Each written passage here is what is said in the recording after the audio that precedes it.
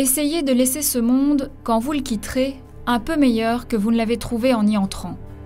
Voilà l'objectif premier du scoutisme selon son fondateur, l'officier britannique Baden-Powell. En marge des fédérations reconnues par l'Organisation mondiale du mouvement scout, il existe des groupuscules scouts non reconnus. L'un des plus importants est l'Association des guides et scouts d'Europe. Taxés très souvent de fascisme, de traditionnalisme et d'extrémisme religieux, les scouts d'Europe font beaucoup parler d'eux. Les forums débordent de critiques en tout genre. En France, la presse énumère les scandales. Qu'en est-il des scouts d'Europe en Belgique? Qui sont-ils vraiment? Qui se cache derrière cette organisation un peu floue du scoutisme belge? C'est ce que nous avons voulu savoir.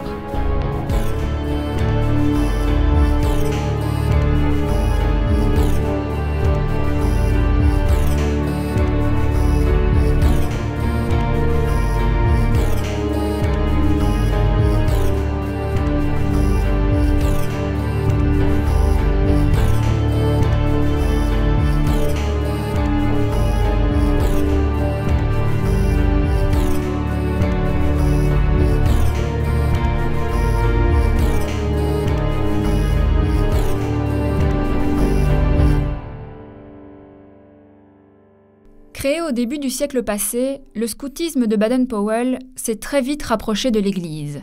Au début du XXe siècle apparaissent en effet les premiers mouvements scouts catholiques. À l'époque, le scoutisme est donc un mouvement de jeunesse aux mains de l'Église. Modernisation de la société, modernisation de l'Église, évolution des mœurs, 50 ans plus tard, le scoutisme va se démarquer volontairement de l'Église catholique. Entre conservateurs et progressistes, le scoutisme va se déchirer.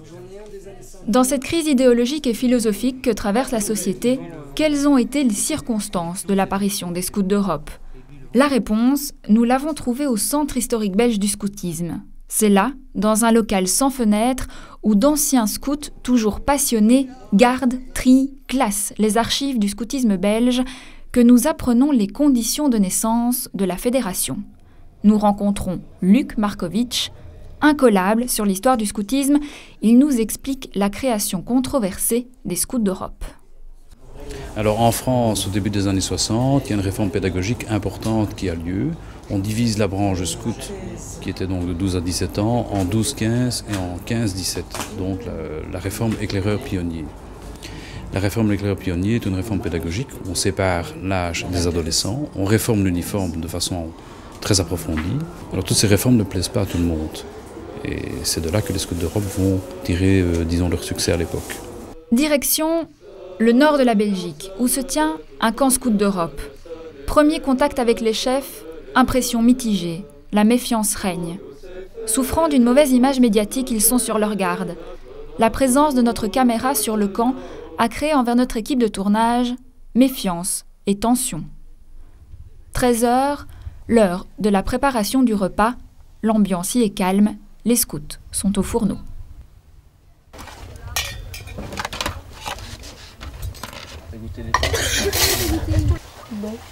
Bon, le barbel ou...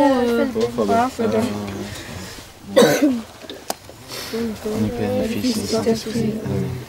À la table, venez tous, et que Dieu bénisse ce repas. D'entrée, la différence se fait ressentir. Pas un repas sans une prière. Quelle est finalement leur vision du scoutisme? Moi j'ai été à la FSC qui est maintenant FSB quand j'étais louveteau. Et bon là l'activité c'est autrement quoi. Tu préfères... Ah c'est beaucoup mieux ici. Pourquoi tu préfères ce... Ici c'est plus ordonné, il y a plus d'ordre. En fait on a des chefs qui étaient chez les scouts belges, donc avec la chemise bleue, tout ça. Et il dit qu'il y a un but, Scout d'Europe, il y a un but comparé au Laune, tout ça. Nous on a un but, c'est servir. C'est être toujours prêt, alors que les Launes, c'est surtout s'amuser. Ce qui différencie principalement le scoutisme européen, c'est aussi déjà qu'ils se considèrent catholiques, en tout cas ils se revendiquent catholiques, enfin ils les intègrent dans leurs valeurs, donc ils considèrent que c'est important aussi de les intégrer dans leur scoutisme, pas seulement à la maison. Le problème est que les gens se focalisent, enfin dès qu'on entend parler de scoutisme européen, c'est « Ah, vous êtes catholique », et puis c'est tout ce qu'on a retenu du scoutisme européen, alors qu'en soi, oui, c'est une de nos valeurs, mais il n'y a pas que ça. Ce qui se passe aussi, c'est qu'au sein du mouvement, au sein de la troupe, il y a une certaine discipline. Et je pense que la discipline est une valeur qui se perd. Quand on voit les internats avant, c'était beaucoup plus discipliné qu'avant. Et maintenant, les gens, dès qu'ils rencontrent cette discipline et qu'ils sont confrontés à cette discipline, ils la prennent de temps en temps un peu trop extrémiste et tout de suite, ils prennent la mouche et ça devient militariste, alors que pas du tout, bien au contraire. Tradition, discipline, religion. Les 3 mots sont lâchés. Ces caractéristiques qui font l'identité et la fierté des scouts d'Europe sont le terreau même de toutes les critiques.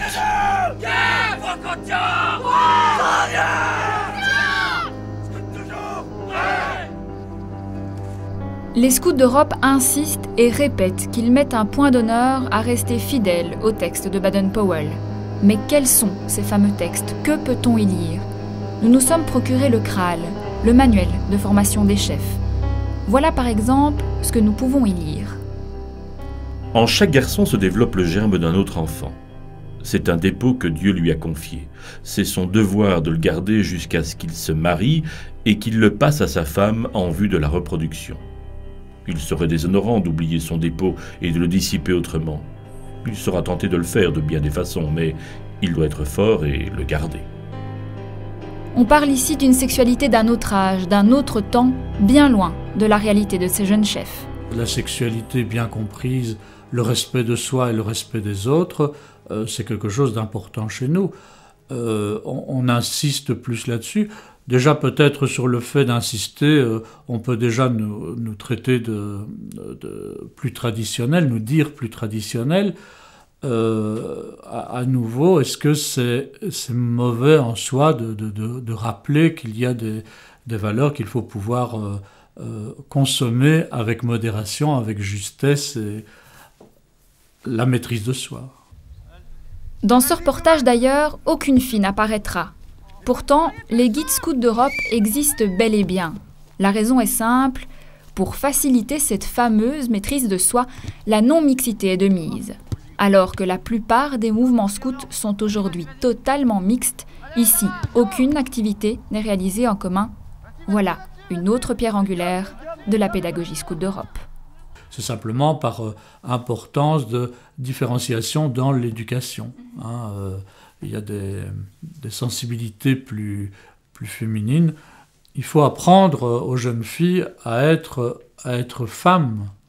Il faut apprendre aux garçons à être hommes. Et il ne faut pas nécessairement toujours mêler les deux. Donc ils ont la mixité à l'école, ils ont la mixité, bien sûr, dans la famille, etc.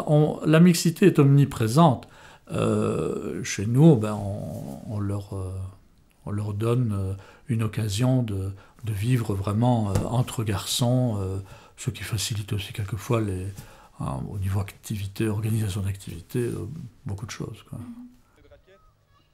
Cette éducation traditionnelle, finalement en décalage avec notre société actuelle, est souvent considérée par les autres mouvements comme archaïque et d'un autre temps. Le rôle de la scoutisme et du guidisme, c'est de créer un monde meilleur, et ça veut dire qu'on doit travailler avec notre société. Et ce qu'il est écrit dans l'époque du scoutisme, c'est écrit dans un esprit du 19e siècle à Angleterre. Donc on doit toujours traduire des choses dans le pays où tu vives et le temps. Et ça veut dire qu'on fait, qu'on a des évolutions dans nos programmes, dans notre manière de formation, dans notre activité. Il y a des évaluations parce que tous les jeunes, ils changent tout le temps. Pourtant, ce sont justement ces valeurs traditionnelles et cette rigueur qui séduisent les parents à la recherche d'un système éducatif parfait pour leur petite tête blonde. Nous en avons rencontré quelques-uns qui venaient chercher leurs enfants à la fin du camp. On a choisi pour les Scouts d'Europe parce qu'on aimait bien le côté valeurs, clairement, et le côté vrai scout. Et alors aussi les valeurs spirituelles. Pour moi, c'est très fort, quoi. L'impression que j'ai, c'est dans l'esprit Baden-Powell. Et donc c'est vraiment le scoutisme comme il a été conçu au départ, et moi je trouvais ça vraiment important.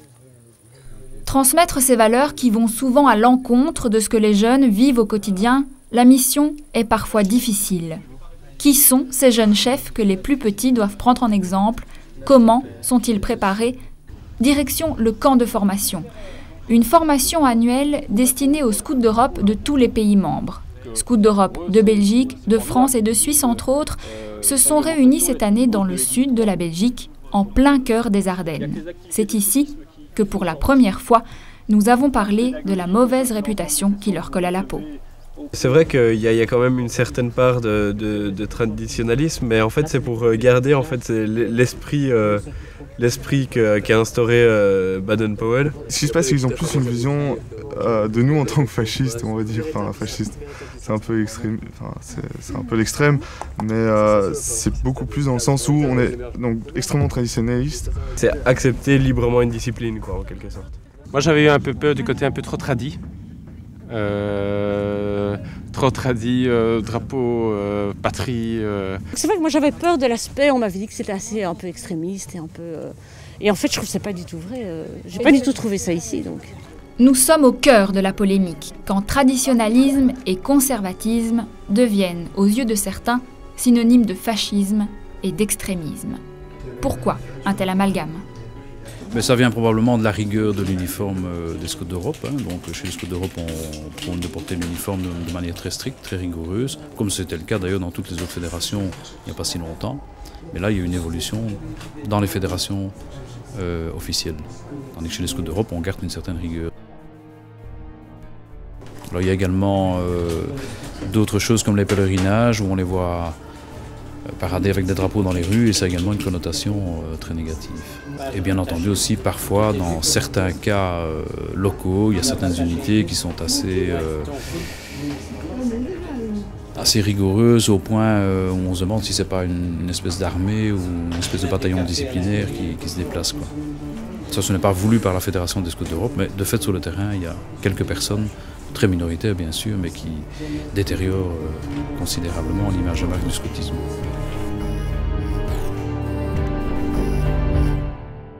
J'ai entendu qu'en France, je crois que c'est quand même plus un peu extrême droite, je pense. Mais il n'y a pas cet esprit-là ici, pas du tout. Donc, parce que j'aurais pas été d'accord de mettre mes enfants dans cet esprit-là, ça ne m'intéresse pas du tout. Je pense qu'en France, ça a quand même un relent un peu plus extrême droite, effectivement. Droite, pas extrême droite, mais enfin droite. C'est presque ce que j'entends. Mais c'est peut-être de nouveau une image négative, comme elle est ici véhiculée. Pour en savoir plus, nous nous sommes rendus en France, en Bourgogne, plus exactement à Vézelay, où Scouts d'Europe de France, de Belgique et d'ailleurs se réunissent chaque année pour un grand pèlerinage. Premières impressions, la thèse de l'uniforme se confirme, nous avons l'impression d'assister à un défilé militaire. Le vrai français, le vrai chrétien surtout, Dieu Britannique entend l'humble prière. Nous apprendrons effectivement que ce sont surtout certaines affaires en France qui ont détérioré l'image des Scouts d'Europe, comme le scandale qui a éclaté suite à la distribution de tracts de propagande du Front National aux Scouts d'Europe français. Un scout, partisan lepéniste, aurait fourni au parti nationaliste les coordonnées des membres de sa troupe. La rumeur était lancée, les Scouts d'Europe sont d'extrême droite. On est apolitique, je crois qu'on essaye d'éduquer nos jeunes au beau, au bien, d'avoir une certaine générosité de cœur, de suivre le Christ. Et à partir du moment où on suit le Christ, forcément, il y a des choix à faire, même dans le domaine politique, où on ne peut pas de toute façon transiger avec des extrêmes. Donc ça c'est clair. Après, malheureusement, on est une association un peu importante et qui fait qu'il peut y avoir des fuites ou il peut y avoir du vol informatique. Et c'est ce qui s'est passé. Deuxième mouvement scout de l'Hexagone, avec plus de 26 000 membres, les Scouts d'Europe de France sont bien plus importants et plus puissants qu'en Belgique. Mathématiquement, les dérives sont donc plus probables. Sans tomber dans la caricature, il est vrai aussi qu'en ayant pour pédagogie de base des valeurs dictées presque directement par le Saint-Siège et pour devise « Je m'engage à servir Dieu, ma patrie et l'Europe », les scouts d'Europe sont un terreau fertile pour les partis d'extrême droite et le pas peut être facilement franchi, tant certaines valeurs sont communes. Comme Marie a fait avec Mariette, on va sortir et puis on va aller ensemble sur le chemin. Retour au camp de formation des chefs. En réalité, nous sommes à 2 pas d'un haut lieu de pèlerinage en Belgique, connu pour ses multiples apparitions de la Vierge Marie. Une chose très typique de Banneux, c'est que à la première apparition, Marie n'a rien dit, mais Marie a fait signe à Mariette de sortir de chez elle. L'endroit n'est pas choisi par hasard. Si nous connaissions l'importance accordée à la foi et à la spiritualité par le mouvement, nous découvrons au fil du tournage que la religion représente l'épine dorsale du mouvement scout d'Europe. C'est donc ici, en plein cœur des Ardennes, que nous en avons eu un avant-goût. Au programme, cours, messes, travaux pratiques et pèlerinages. Le sens essentiel, c'est le chemin. On verra tout à l'heure que la Vierge Marie a conduit la voyante depuis chez elle jusqu'à la source et elles ont marché sur un chemin. Et un scout, en anglais, c'est un éclaireur. Et en néerlandais, tu dis un pfadfinder. C'est donc quelqu'un qui découvre un chemin. Donc je crois que le sens du chemin est quelque chose de très important dans le scoutisme et qu'on retrouve aussi d'une certaine manière ici dans les apparitions de Banneux. À la 3e apparition, Marie lui a dit « Je suis la Vierge des pauvres ». Et à la dernière apparition, le dernier jour, le 2 mars, elle lui dit « Je suis la mère du Sauveur, mère de Dieu ». Donc là, c'était aussi un gage de certitude, parce que là, difficilement... Vous voyez, là, c'est le deuxième endroit où Marie s'est arrêtée. Et c'est ici que le bas blesse, ici que tout s'explique. C'est l'importance de la religion pour le mouvement et leur pratique de la foi, identité même du scoutisme qu'ils défendent, qui est le principal vecteur de toutes les critiques et de tous les rejets. Il veut obtenir des meilleurs catholiques. Ce qu'on veut obtenir, ce sont des meilleures personnes. Il veut faire plutôt l'évangélisme. Et nous, on veut émanciper des jeunes pour devenir meilleurs, plus grands, plus forts, individuels dans notre société. Les scouts d'Europe s'affichent ouvertement comme un mouvement chrétien. L'Union internationale des guides et scouts d'Europe est effectivement reconnue depuis peu par le Vatican comme mouvement d'église ou plus précisément comme association de fidèles. Une fierté pour les scouts d'Europe qui n'ont pas hésité à nous donner copie de ce fameux courrier officiel envoyé par le Saint-Siège. Voilà ce que nous pouvons y lire. Le scoutisme est un moyen d'apostolat au sein de l'Église pour la formation humaine et chrétienne des jeunes dans le cadre de la vocation universelle à la sainteté à laquelle les chrétiens sont tous appelés. Ça nous oblige à quelque chose, en tout cas, à veiller, à toujours garder cet esprit d'évangélisation présent dans le mouvement que nous proposons aux jeunes.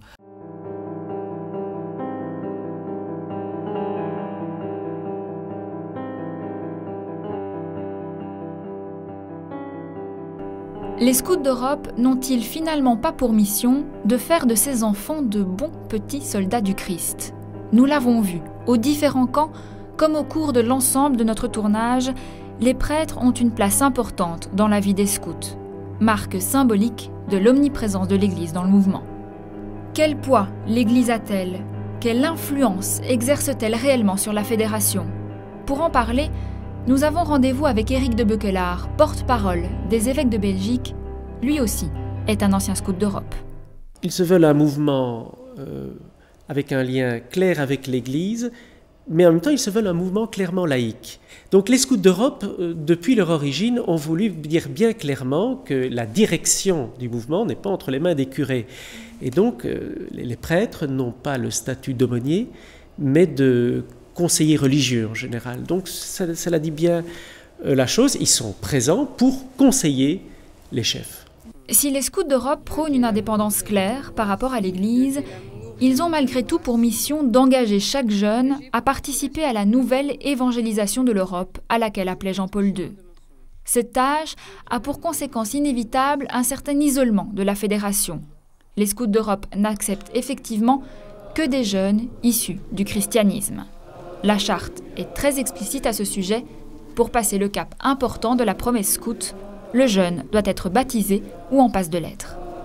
Au niveau de la promesse, on insiste fort, un scout doit être baptisé pour pouvoir prononcer sa promesse, parce que c'est avec la grâce de Dieu qu'il promet.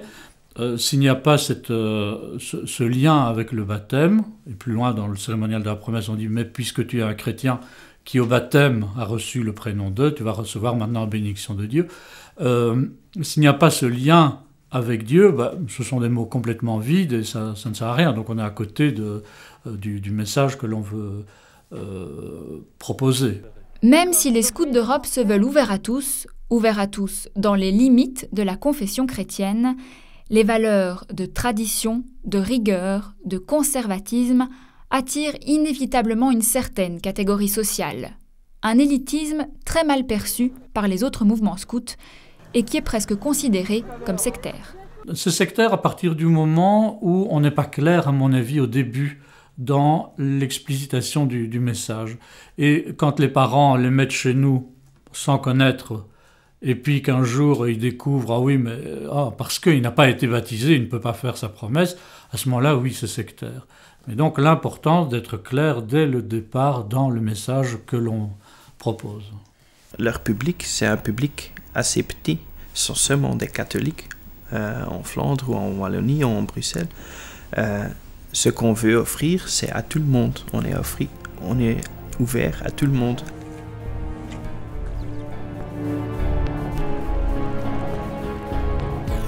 Retour en Bourgogne pour le grand événement de la Toussaint, le pèlerinage annuel vers la basilique Sainte-Marie-Madeleine de Vézelay. Plus de 2000 routiers français, belges ou encore suisses sont lâchés aux 4 coins du pays pour 5 jours de marche vers la basilique, 5 jours de méditation, d'introspection et de rencontre avec Dieu. C'est à l'arrivée, au camp, à Vézelay même, que nous retrouvons nos scouts d'Europe belges, trempés, épuisés, mais le sourire béat d'avoir enfin atteint l'objectif. Beaucoup de moments forts, de rencontres avec les gens. Ouais. On apprend mieux à se connaître. Mais ce que j'ai découvert, c'est leur route. Leur route, c'est on conseille à tous ceux qui marchent de prendre un temps pour soi. Un temps pour soi, donc, avec donc, un passage de l'Évangile ou un passage d'un pape. Et alors on réfléchit, donc il y a quelques questions et on essaye de trouver des réponses ou plutôt de se remettre en question concernant ces questions. De là à trouver une réponse, je ne sais pas trop, mais j'aime bien quoi, cette route, c'est un peu une petite retraite quoi. Scout toujours. À notre arrivée, les scouts d'Europe français célèbrent l'investiture de leurs commissaires provinciaux. Sur mon honneur, avec la grâce de Dieu, je m'engage à servir de mon mieux Dieu, l'Église, ma patrie et l'Europe, à aider mon prochain en toutes circonstances et à observer la loi. Une des raisons du scoutisme européen, c'est la foi chrétienne. Ouais.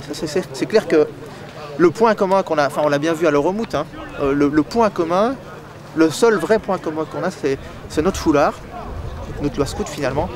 Bien que la loi scout, c'est quand même l'évangile mis en 10 points. En quelques phrases, le ton est donné. À les entendre, leur scoutisme serait donc bien au service de l'Église. Nous prenons les devants pour pouvoir filmer l'arrivée des scouts à la basilique, sans savoir encore à quel point nous serons surpris par la suite des événements. Les premiers chants se font entendre, signe que les routiers arrivent, l'apothéose du pèlerinage approche. Alléluia. Nous te confions, Seigneur, tous les prêtres qui ont été mis sur notre route depuis que nous sommes dans le mouvement, et en particulier pour l'abbé Antoine Dubois, décédé cette année d'une grande maladie. Nous te prions pour sa famille.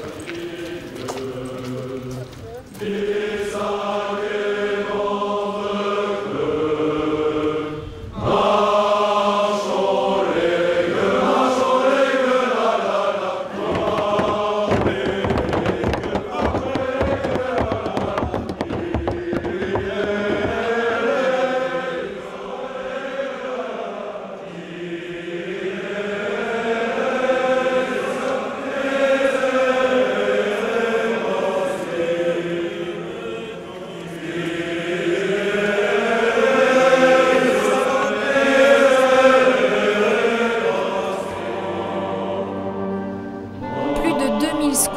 adoration, chantant, priant à la gloire de Dieu, des centaines de scouts qui se confessent à la lumière des bougies. Le spectacle nous laisse sans voix. Nous sommes surpris, incrédules de voir à notre époque encore cette jeunesse vouant un tel amour au Christ.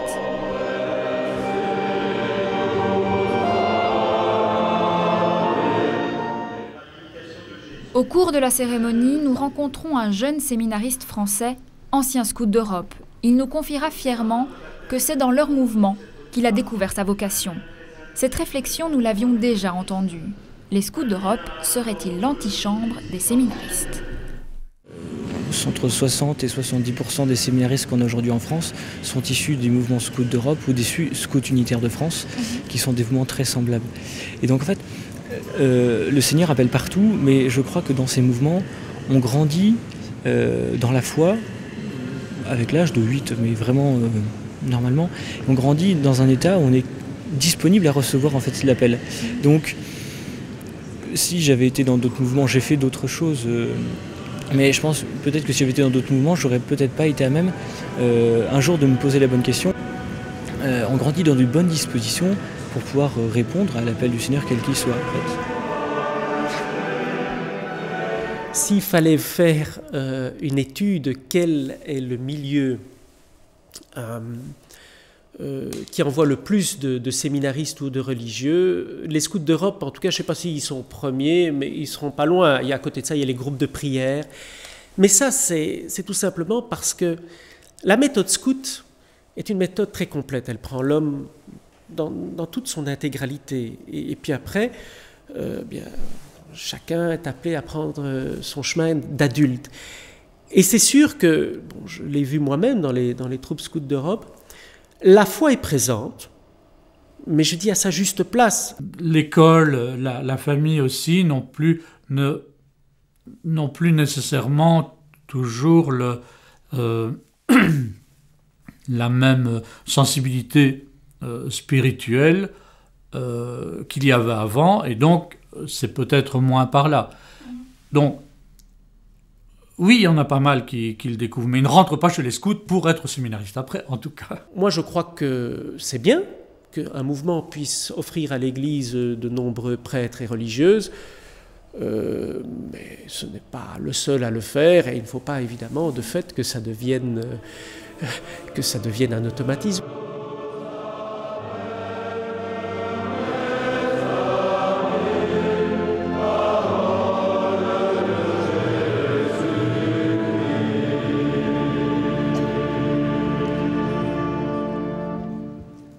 Ma joie fut grande en regardant le tympan hier soir, de voir le Christ vous accueillir, comme il m'accueillait il y a 30 ans, quand jeune routier, je venais pour la première fois à Vézelay. J'ai prié pour celui qui serait à ma place dans 30 ans.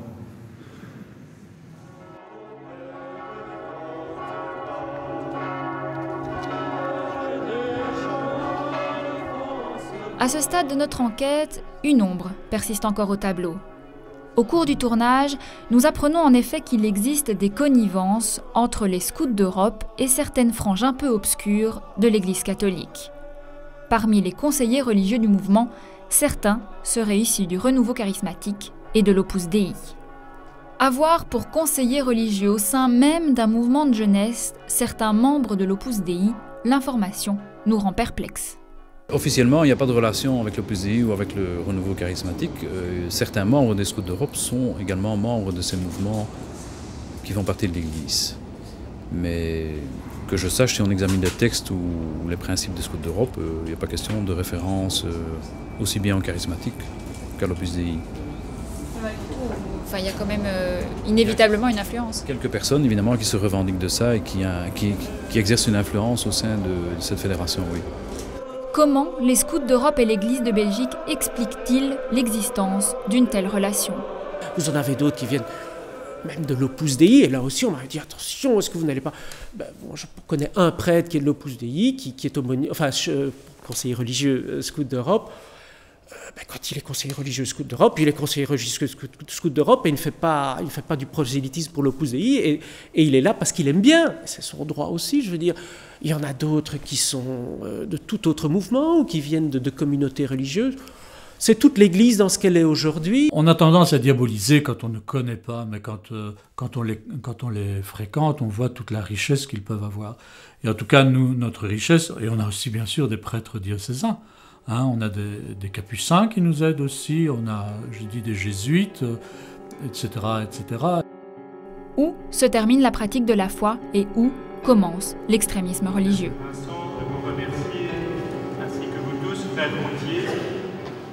Retournons à Vézelay. Le décalage est total entre la jeunesse que nous voyons dans cette basilique et la jeunesse que nous croisons dans nos rues. Entre les églises de plus en plus vides que nous avons l'habitude de voir et cette basilique bondée.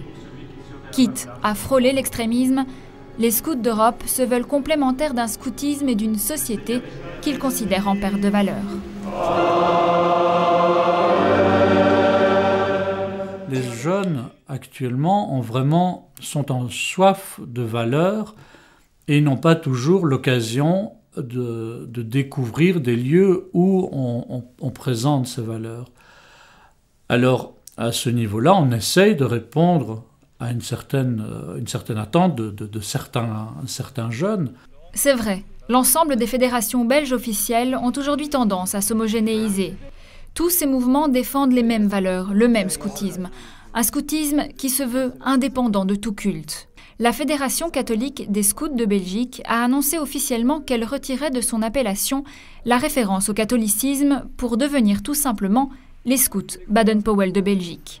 Acte symbolique qui prouve leur volonté de marquer une séparation claire avec l'Église et de faire du scoutisme un environnement mixte. Mixte dans sa diversité culturelle et religieuse, mixte dans sa diversité sociale aussi.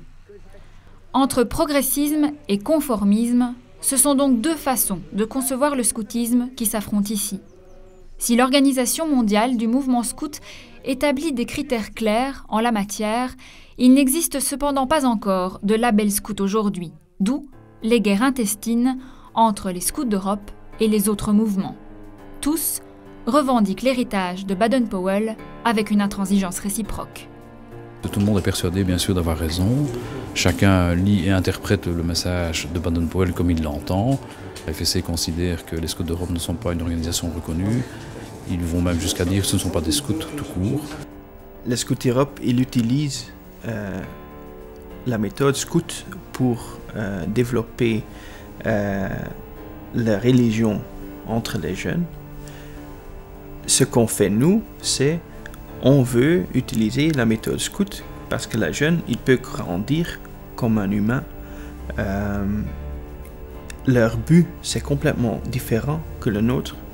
C'est donc pour toutes ces raisons, pour cette pédagogie basée sur des valeurs traditionnelles au service de l'Église et pour leur mission d'évangélisation, que la Fédération n'est pas reconnue officiellement par la Belgique et par l'Organisation mondiale du mouvement scout. Une reconnaissance derrière laquelle ils ne courent pas, car elle impliquerait de rentrer dans le moule de l'OMMS.